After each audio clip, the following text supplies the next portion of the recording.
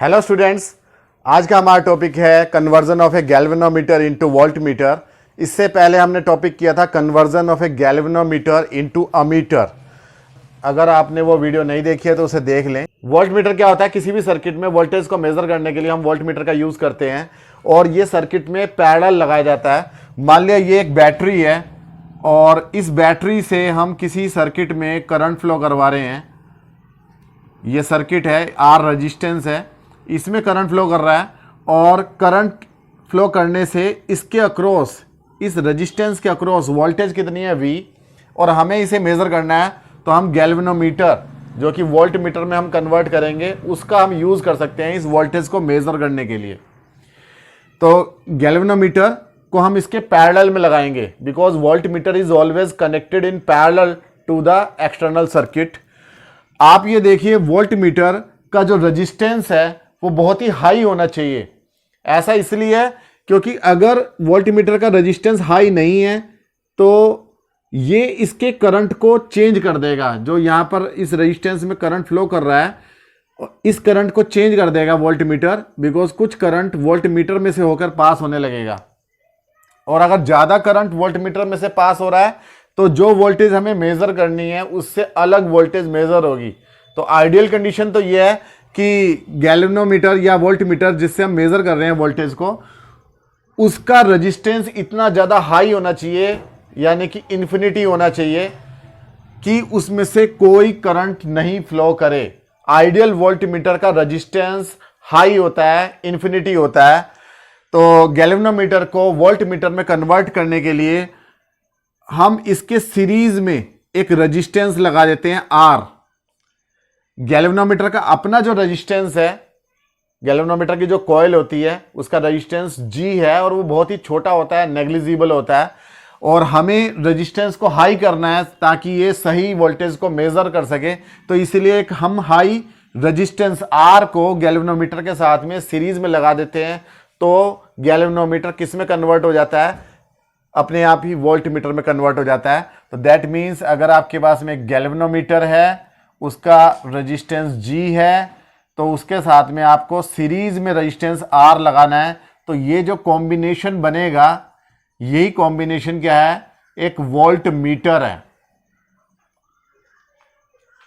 जबकि हमने जब इसे गैल्वेनोमीटर को अमीटर में कन्वर्ट किया था तब हम इसके पैरेलल में शंट रेजिस्टेंस लगाते थे, आपने देखा होगा। लेकिन यहां पर इसके सीरीज में लगा रहे हैं। तो मान लिया इसके अंदर कितना करंट फ्लो कर रहा है? ये इतना करंट फ्लो कर रहा है कि गैल्वेनोमीटर का फुल स्केल डिफ्लेक्शन आ रहा है, यानी कि IG करंट फ्लो कर रहा है। जहां IG क्या है? वो करंट है जिसमें गैल्वेनोमीटर की जो नीडल है वो पूरा घूम जाती है, अपने फुल स्केल डिफ्लेक्शन को शो कर देती है। तो गैल्वेनोमीटर का जो फुल स्केल डिफ्लेक्शन के जो टर्म है वो बहुत छोटी होती है। फुल स्केल डिफ्लेक्शन जो है वो कम वो करंट में ही ये शो कर देता है। तो इसमें कम करंट ही जाना चाहिए ताकि ये वोल्ट मीटर में कन्वर्ट हो सके। अगर ज़्यादा करंट फ्लो करेगा तो वैसे भी गैल्वेनोमीटर की जो नीडल है या पॉइंटर है या कॉइल है वो डैमेज हो सकती है due to excess of current. तो इसीलिए हमने एक हाई रेजिस्टेंस इसके सीरीज में लगाया है। तो मान लिया ये जो गैल्वेनोमीटर और रेजिस्टेंस का जो कॉम्बिनेशन है वो कितनी वोल्टेज को मेज़र कर रहा है? ये V वोल्टेज को मेज़र कर रहा है। यहाँ पर जो ये वोल्टेज है, ये वाली यहाँ से यहाँ तक की, ये कितनी है? V। तो V should be equal to I की जगह क्या है? गैल्वेनोमीटर की जो लिमिट है करंट की, वो वाला करंट है यहाँ पर IG into total resistance. Total resistance series में टोटल रेजिस्टेंस कितना होता है? R1 plus R2। तो यहां पर ये रेजिस्टेंस हो गया R और ये हो गया G। तो V will be equal to IG into R plus G। G is galvanometer resistance, इसे अंदर मल्टीप्लाई कर लेंगे तो V is equal to IG into R plus IG into G।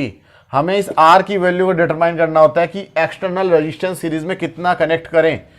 तो V minus IG into G divided by IG will be equal to R। तो by this formula we can determine resistance R connected in series with galvanometer to measure desirable range of V volt. V क्या है? वो range है जहां तक का voltage हमें major करना है। V is equal to voltage range of volt meter.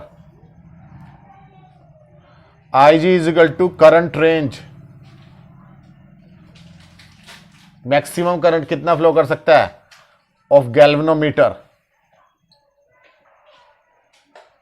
और R जो है वो डिजायरेबल एक्सटर्नल रेजिस्टेंस है।